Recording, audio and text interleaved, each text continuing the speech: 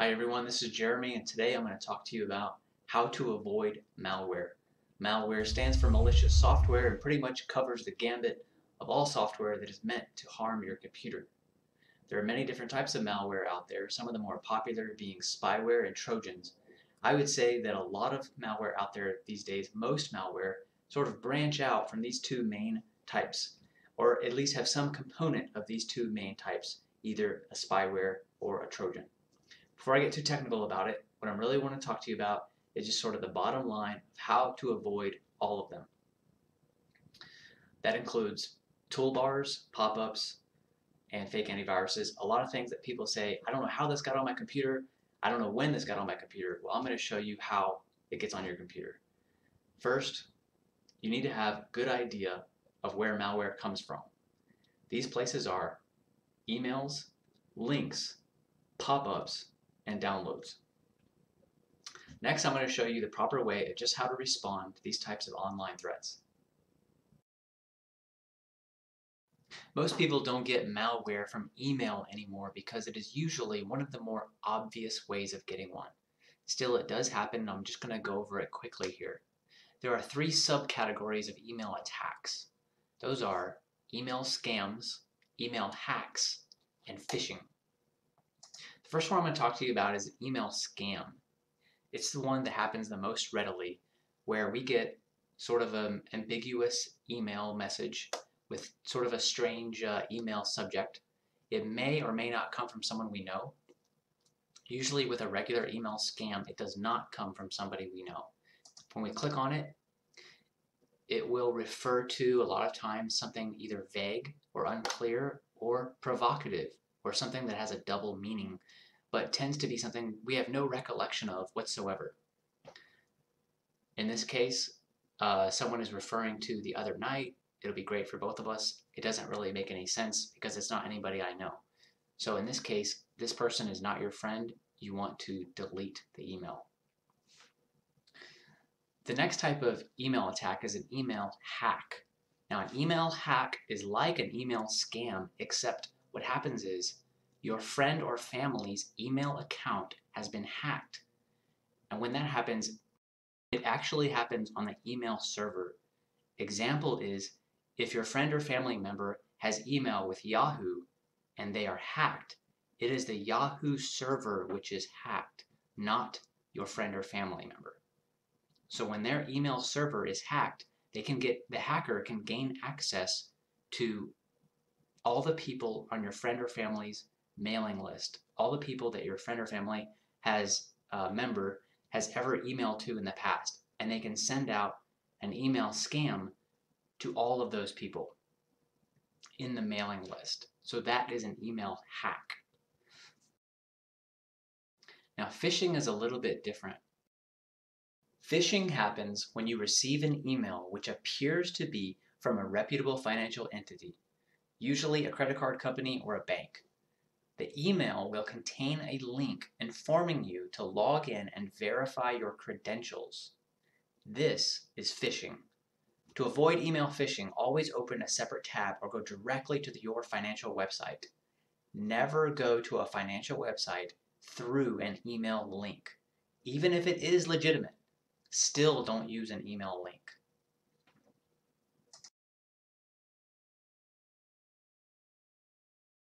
On any given website, there can always be a malicious link you shouldn't be clicking on. But I always tell my clients, don't click on a sponsored link unless it's from Google. Most popular websites, except for only a few, contain sponsored links that do not go to reputable places. My advice, don't click on these. Just stay away from sponsored links altogether.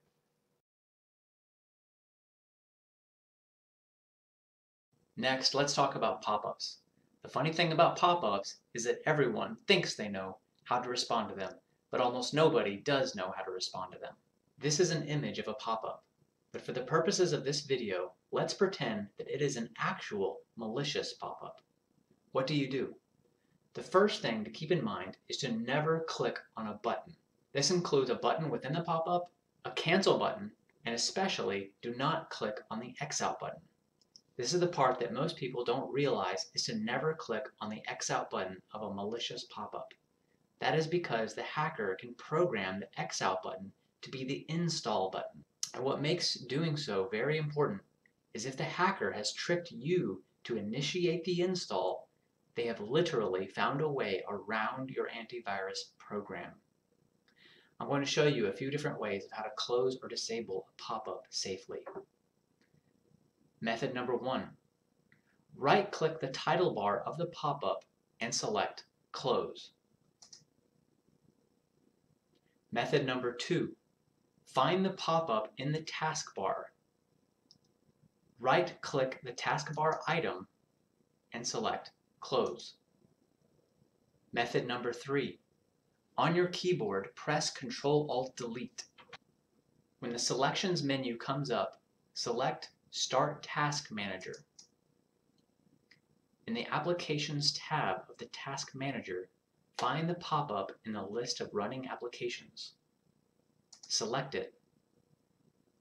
Click End Task.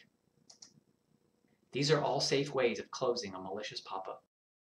I would say that downloads are now the most popular way people get malicious software on their computer, especially spyware, and they don't even realize it.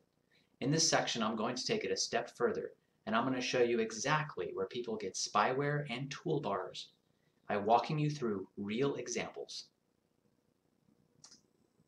It's important for you to realize that spyware and toolbars now come standard with 99% of all downloads, even reputable websites. Here's how to avoid them. I'm going to download Adobe Reader. This is Adobe Reader's website. It's the actual Adobe website, get.adobe.com/reader. I'm going to click on it. Most people in this situation would quickly hit Install Now.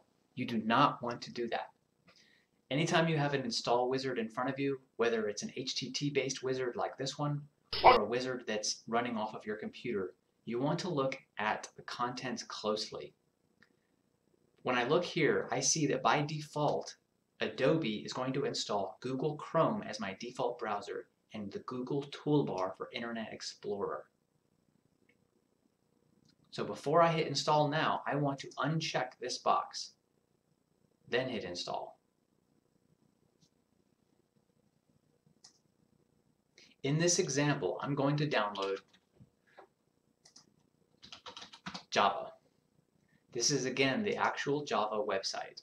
I'm going to click on Free Java Download. A lot of people ask me regularly, what is Java? Do I really need Java?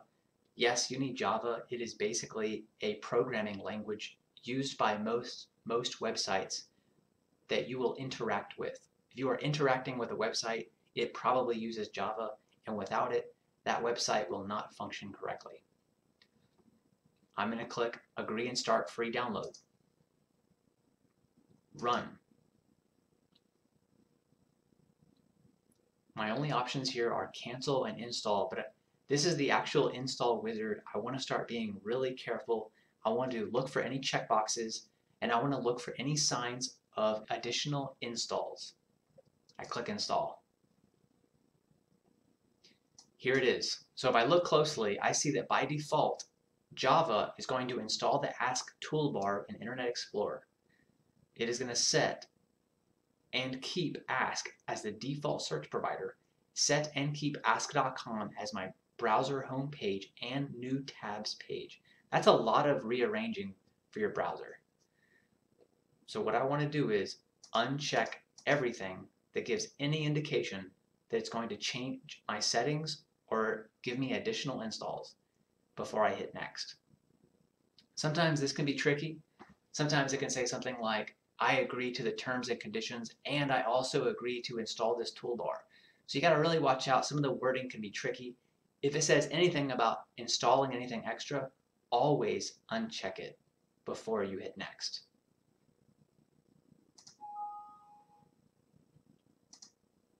In this final example, I'm going to show you with Advanced System Care. Advanced System Care is a system utility used by a lot of techs in my industry to speed up the computer, tune it up.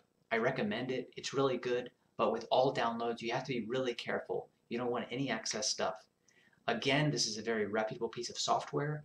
It's a very well-known piece of software, and it works. But it's important to know that with any piece of software, you have this risk. You will more than likely be getting some type of extra installation with it unless you're careful and unless you don't follow the guiding outlined in this video. So here goes.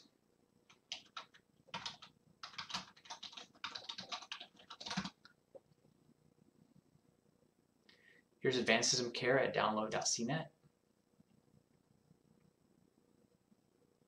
I'm going to click Download Now.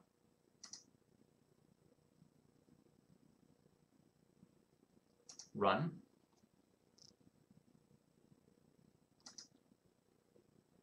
I'm just going to check this really closely. I clicked on the installer options. This is not really adding additional installs. It's just kind of giving me different place to set my icons and things like this. Accept and install. Okay, so this is a lot of words, a lot of little small lettering to read. Most people just want to hit install and they want to hit next and install and OK as quickly as they can to get down to the end of the install wizard. Don't do that. Look at your install wizard carefully, always. Don't hit next and install really quickly. At the top, it says Express Install. Includes, there's a toolbar, there's some extensions, there's some start page settings, there's a default search provider. It's a lot of junk. It's a lot of junk. It's a lot of rearranged settings. And this is a good piece of software. So instead of doing the express install, I'm going to go to the custom install. I'm going to uncheck everything which gives an indication of an additional install, which is every checkbox. And it usually is every checkbox. If you see a checkbox, just uncheck it. Okay? Then you hit install. And that's it. Keep an eye out for my next tutorial. If you'd like to learn more about the services I offer, check me out on the web at itservicesdallas.com. Thanks for watching.